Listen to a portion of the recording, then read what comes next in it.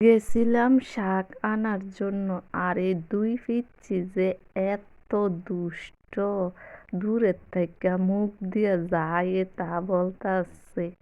এই যে বাঙ্গি ক্ষেত, কিন্তু বাঙ্গি নাই। লাল শাকও দেখলাম।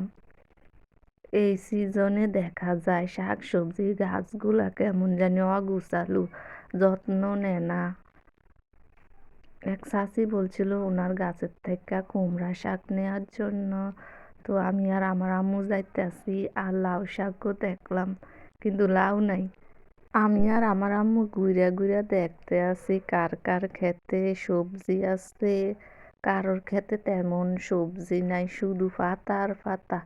যারা পাতা তরকারি পছন্দ করে তাদের কাছে পাতাগুলা গুরুত্বপূর্ণ। চাচি কিছুক্ষণ আগে অনেকগুলা পাতা নিছিলেন, তারপরে আমাদেরকে বইলে গেছেন যদি আমাদের দরকার লাগে তো আমরা নিতে পারি।